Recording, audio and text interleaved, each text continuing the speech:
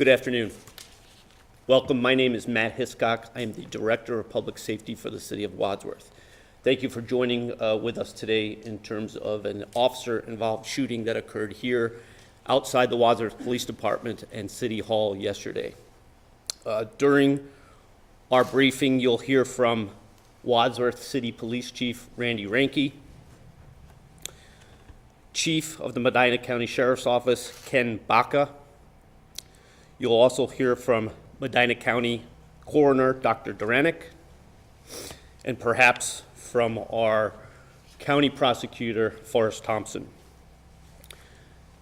We will be presenting some audio and video clips during today's presser. All of those clips will be made available to media. I would just ask that you provide us with an email at the end of the conference, and we'll make sure that we get you copies of whatever is presented. At this point in time, I'll turn it over to Police Chief Ranke.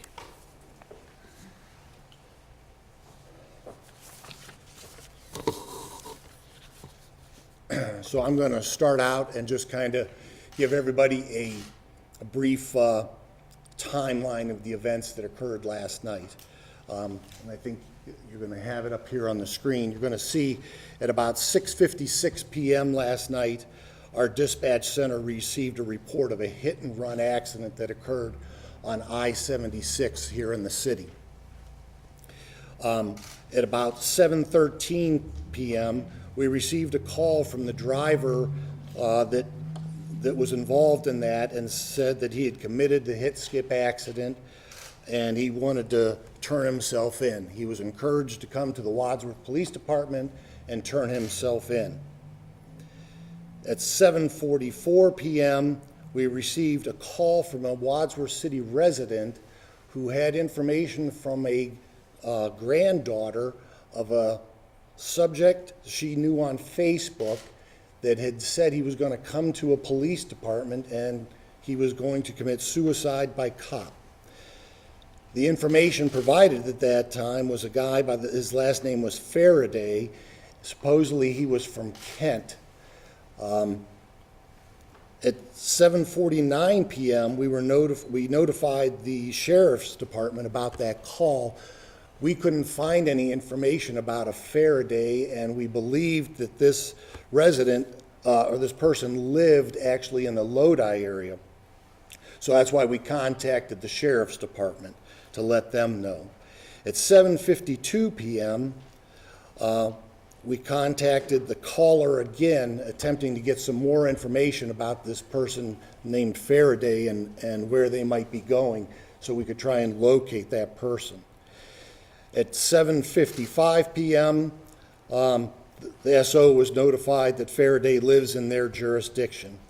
7:59 p.m., we had a subject who contacted Wadsworth PD on 911 and said he was in the lot and he had a gun.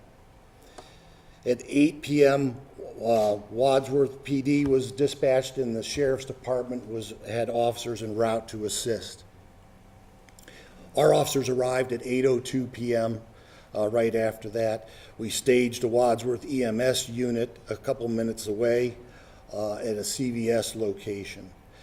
As this went on, SWAT was en route and starting to stage over in the area. At 8:30 p.m., officers saw a gun, I believe, in his waistband. And then at 8:33 p.m., shots were fired and the individual was shot and went down.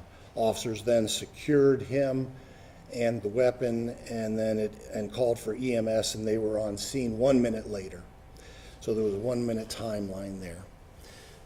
So that's the basic timeline of events that occurred last night. The 911 call, when he called in and said he was in the parking lot, is actually too long to play in its entirety. So I'm going to play two short clips from the 911 call just to kind of give you an idea of what transpired. If you could, Katie, play the first one. 911, where's your emergency? Hi, my emergency is in the parking lot of the Wadsworth Police Department. Okay, what's going on? I am armed and I'm dangerous. Can you please let them know? Okay, what is your name? My name is Guy, D-U-Y, Bernard, B-A-R-N-A-R-D. Okay, Guy, are you on foot or are you in a car? I am on foot. Okay, and what type of weapon do you have? I have a pistol. Okay, can you put the pistol down? No, I really just want this to end tonight. So that's the first clip, and then if you would just play the second one. Yes, that is an officer here. I'm just going to handle the situation. Well, how are you going to handle it, Guy? It's really, go out of the way. Well, hang on a second. He sees someone, he said there's two People are going to die. away and people are going to die. He's about that. So that kind of gives you the gist of what was going on and what the officers were coming into. The dispatcher ended up staying on the phone with him and engaging him for at least 7 minutes. The phone call is much longer, but she was actively trying to get him to put down his gun and to speak to the officers and to try and get him help. So I'm going to play here ultimately a short video clip. We have a camera outside the police department, and I'm going to just show you about a 10-second clip that led up to the actual shooting incident.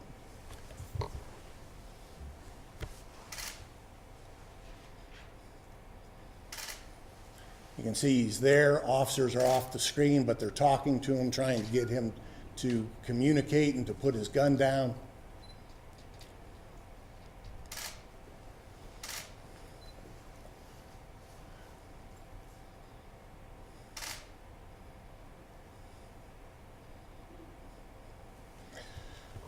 So once he drew the weapon, the officers engaged him.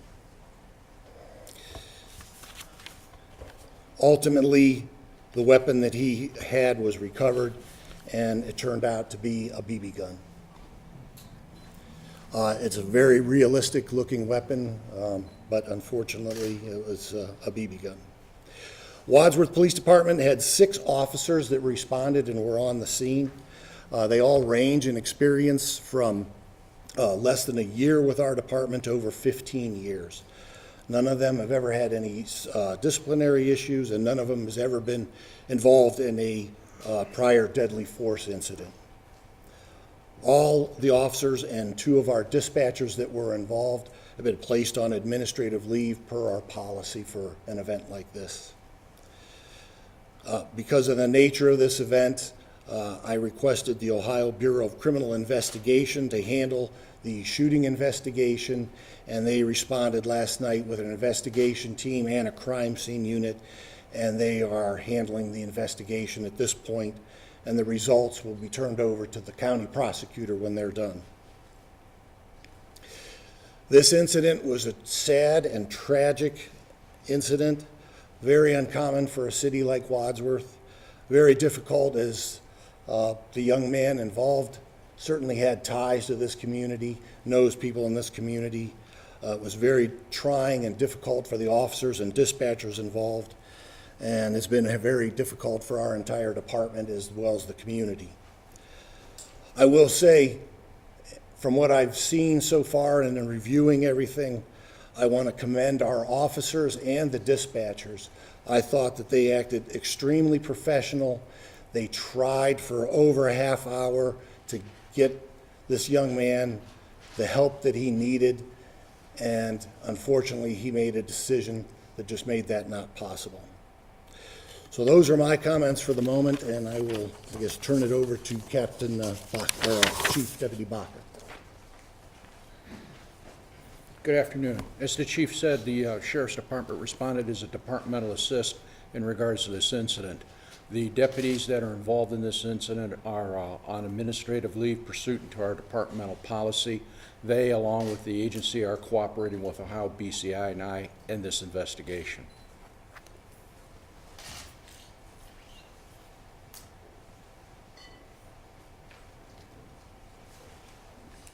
Good afternoon. My name is Dr. Lisa Duranick, I am the coroner for Medina County. I first would like to extend my condolences to the family over this tragic event. The decedent's name is Guy Thomas Barnard.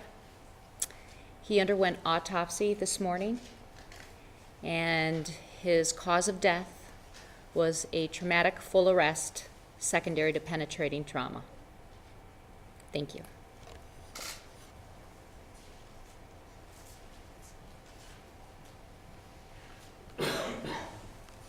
Ladies and gentlemen, at this time, we're going to open up for your questions. I will tell you that we have a limited amount of time, but certainly will entertain questions at this point. Chief, can you talk about the number of shots that were fired, and if you know how many times the suspect was shot?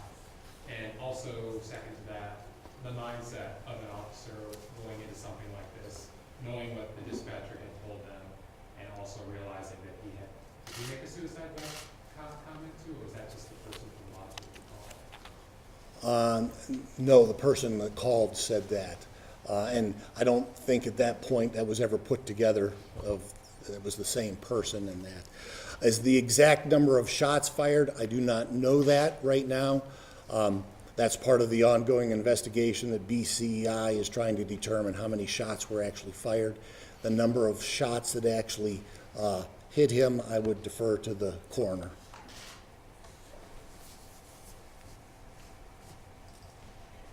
Mr. Barnard was shot 6 times. Is there an age or date of birth of the victim, and do we know if he's the same individual who threatened the school a few years ago? He is 26 years of age. And he is a person that did make a bomb threat at the Wadsworth High School back in 2012. And we did indict him, and he was convicted for inducing panic. How many officers fired their weapons? Yeah, that's also part of the investigation that's going on to determine exactly how many officers fired shots. How many officers are on leave? As I said before, from Wadsworth, we have 6 officers that are on leave. Just Wadsworth? That's Wadsworth. I don't know for the sheriff. We have 4 deputies that are on administrative leave. Did the suspect ever use his BB gun? Did he fire that at all? Again, that's part of the investigation that's trying to be determined. Chief, did he say anything, or was it just his actions that prompted the officers to respond? And then I wanted to follow up about the mindset of officers going into a situation like that. At this point, I don't know what his comments were. There was a dialogue going on there. I don't know exactly what his comments were at that point, but obviously I think you can see his actions as what transpired the shooting. And what about the officers who are going into that situation and don't want to take that action, but do you feel that they were left with no choice, or do you feel Chief, that there were other things they could have I done? would advise you not to answer, if I may. Absolutely. Ladies and gentlemen, I'm Forrest Thompson, I'm the county prosecutor. I don't think that it's easy to answer the kind of questions that are being asked right now, not because of evasiveness or anything like that, but because of the nature of this and the protocol that's established by BCI&I. They take over the investigation from the onset, and because they take over by their protocol, the officers were not inquired of or questioned by any of the individuals that are here today. They were spoken to very briefly by the on-scene supervisor of BCI&I, and pursuant to their policy, they will be voluntarily questioned after, I believe, their term is 2 sleep cycles, effectively 2 days. That gives them an opportunity to decompress and think clearly before they're questioned.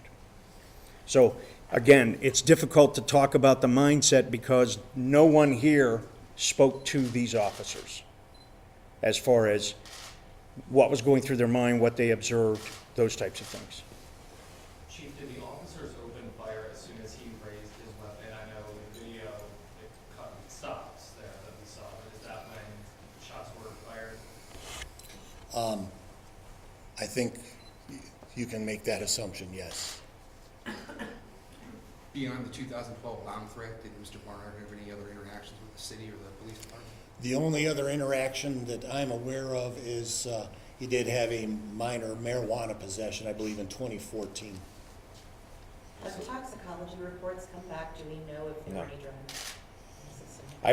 I attended the autopsy this morning, along with representatives of the coroner's office, and those results will not be available for several days at least. 3 to 6 weeks.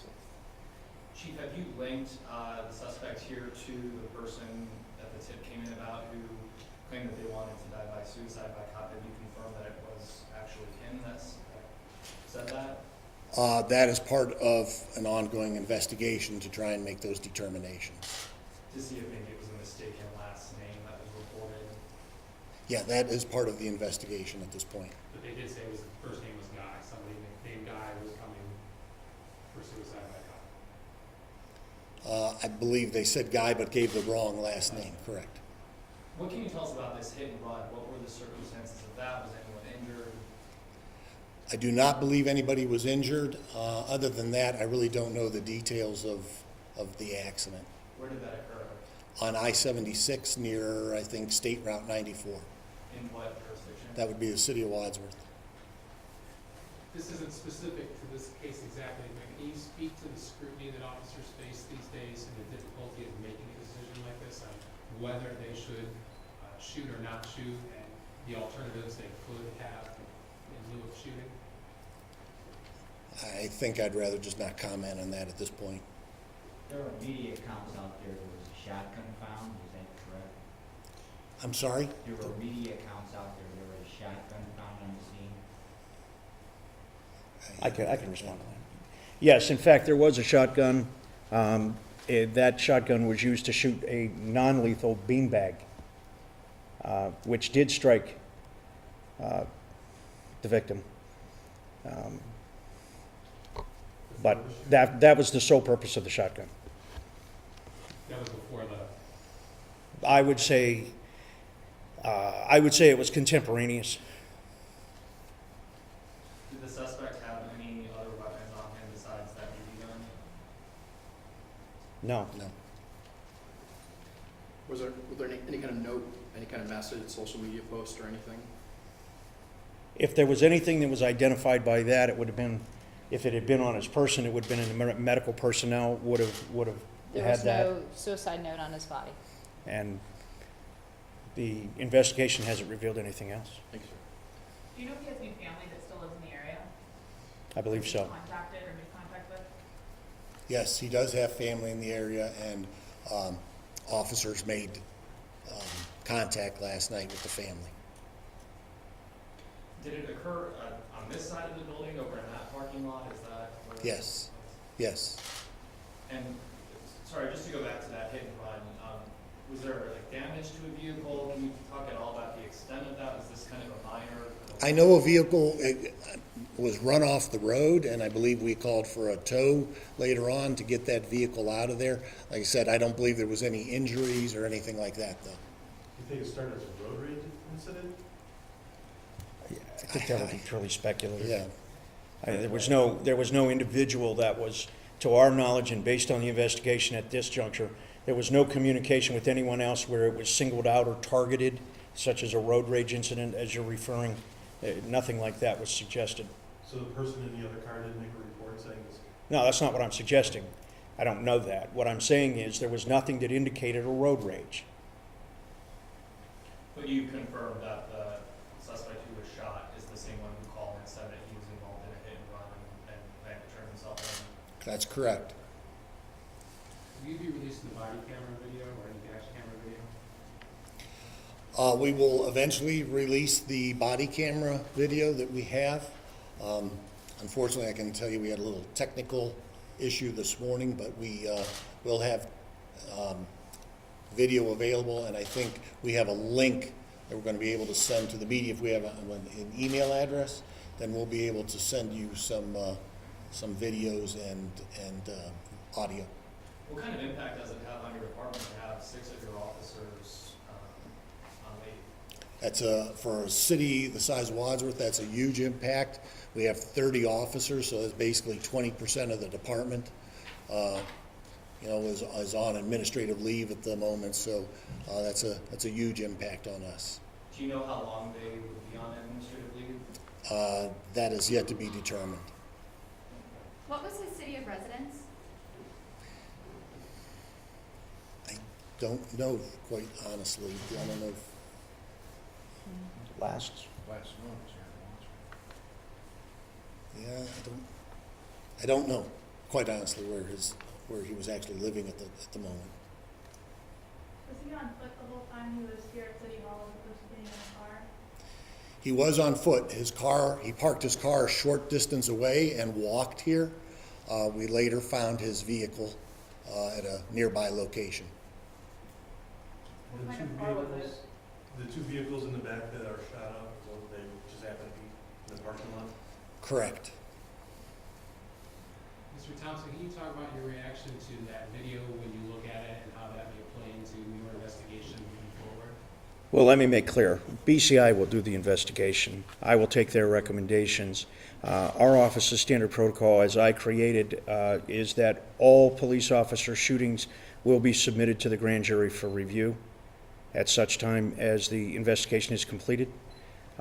As far as my personal opinion or my personal impact of the video, no, I don't think that's appropriate for me to share. At this point, we have to make professional judgment. And Mr. Barnard was diagnosed with any specific mental illnesses? We don't have access at this, again, we don't have access to his medical records at this point in time. That's part, I know I'm being evasive. It sounds like I'm being evasive. I'm not. BCI is doing the investigation. They have a standard protocol that they wish for, agencies to follow. They gather that information. So, we're waiting because the independent, or the investigation by necessity should be independent, it should be thorough, it should be objective and unbiased. Therefore, my recommendation to both of the departments was to stay away from communicating with any aspect of the investigation at this juncture and let them do their job. Ladies and gentlemen, I think that's an excellent opportunity to end our press conference at this point in time. As I indicated earlier, if you are wanting any of the video or audio clips or information that was provided during this particular press conference, please leave with me your contact information or email. Thank you for being here today.